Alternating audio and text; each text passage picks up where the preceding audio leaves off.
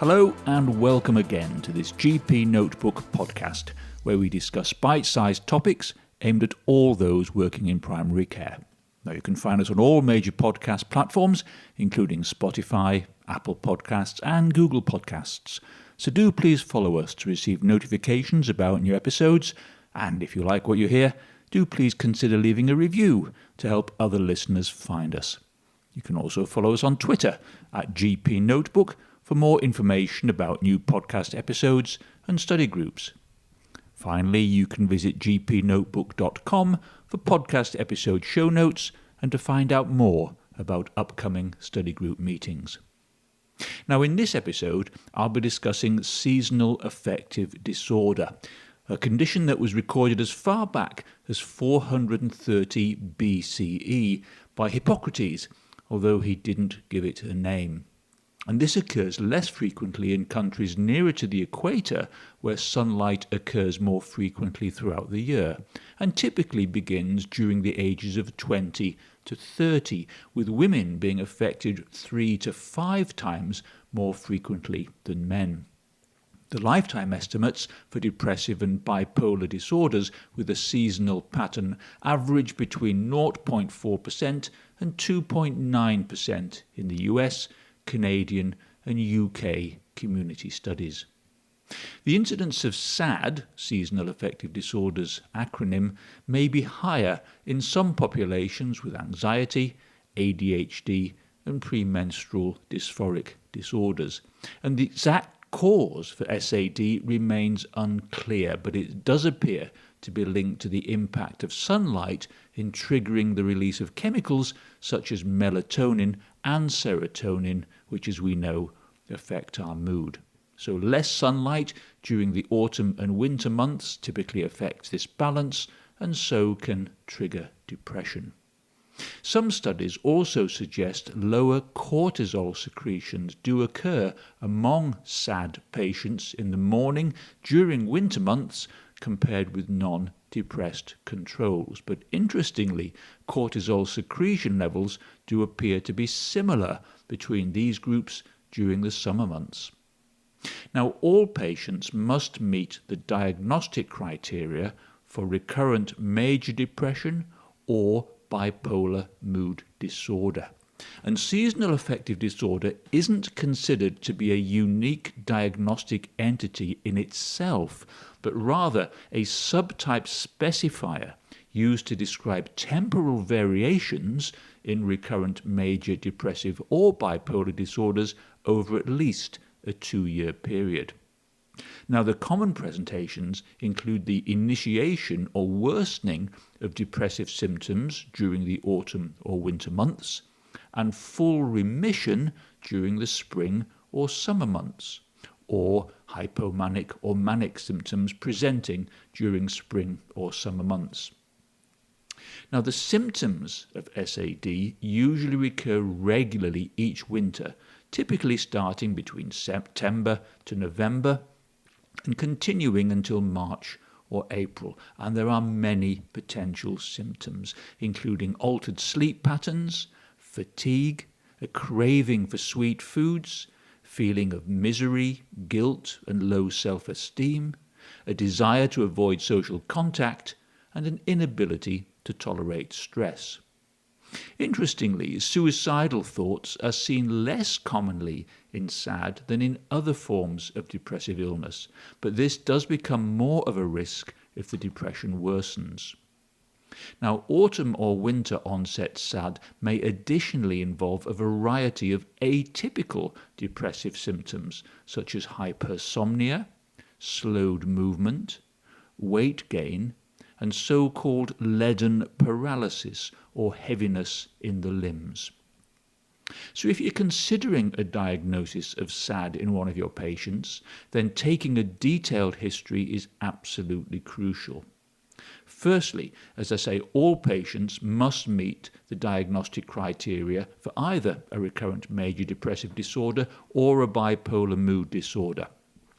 A seasonal sub-specifier may then be applied if additional criteria are met. And there are 4 basic points to remember here. 1.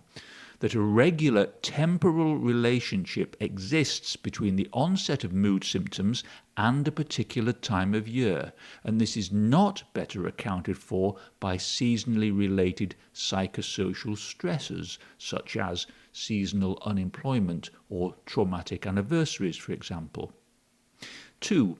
That full remission of mood symptoms or a change from depression to hypomanic or manic symptoms should occur at a regular time of year, and typically this is classically the resolution of depressive symptoms once the spring months arrive.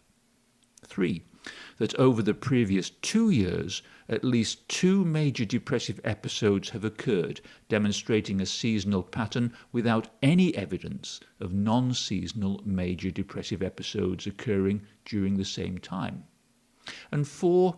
That over a lifetime, the number of seasonal major depressive episodes significantly outnumbers non-seasonal major depressive episodes. Now, in a physical examination, there are typically no objective findings in someone with SAD, and the treatment of it depends on its severity. Now, a pure clinical depression should be treated conventionally with antidepressants and cognitive behavioral therapy tailored to suit that particular individual. However, for the majority of sufferers of SAD, the most effective therapy is much simpler, and this is light.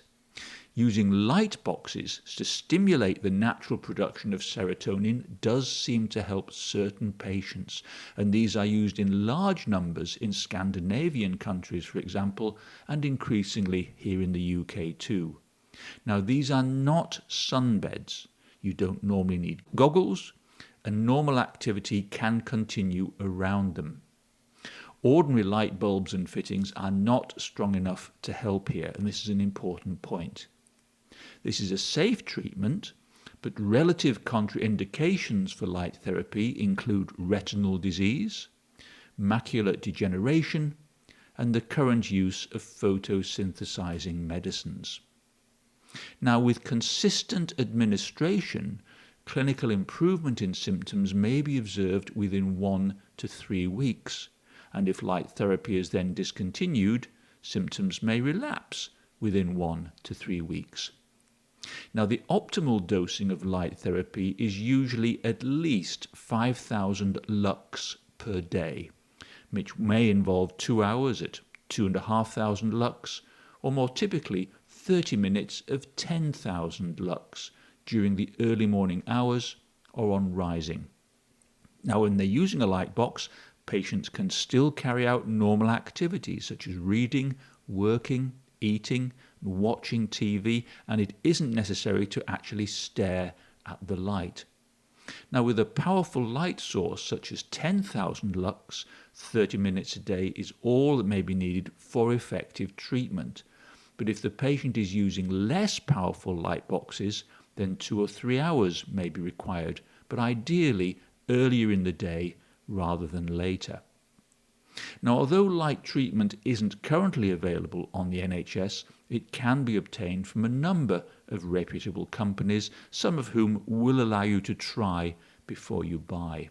Common side effects can include headache, irritability and fatigue, and dawn simulators are also available. But despite all of these, more lux is always available from natural sunlight. In fact, on a bright summer's day, we get exposed to up to 100,000 lux. Now, although few randomized controlled trials studying antidepressant therapy for SAD are available, then SSRIs, especially fluoxetine and sertraline, have been shown to help, with fluoxetine having a comparable response rate to light therapy. Other SSRIs used to treat major depressive disorders are also likely to be useful in the treatment of SAD, and these include citalopram, paroxetine, and escitalopram. Now, an important point to remember here, and one which is often forgotten, is that all patients with autumn or winter onset depression should be screened for spring or summer hypomania or mania symptoms, because an estimated 1 in 5 people with SAD may present with a bipolar disorder. Now finally, seasonal affective disorder tend to be a recurring condition, with up to 70% of patients experiencing recurrent autumn or winter depressive episodes. Untreated SAD can be associated with heavy primary care utilization, and the effective management of it requires early detection and delivery of evidence-based light therapy and pharmacotherapy. Compliance with treatment options is essential, as relapse can be rapid when light therapy is prematurely discontinued. So that was a quick overview of SAD, and I do hope you found the podcast helpful. But have a look at the show notes that accompany this episode at GPnotebook.com, and we'd be very grateful if you'd consider following the podcast and leaving us a review on your favourite podcast platform. Do feel free to get in touch via social media at GPnotebook or email us support@GPnotebook.com if you have any questions, comments or ideas for future podcasts. You should also visit us at GPnotebook.com to register for our virtual GP Notebook study groups, which occur all year round, and also download free shortcuts to help improve the lives of our patients in primary care. But until the next time, thank you for listening and goodbye.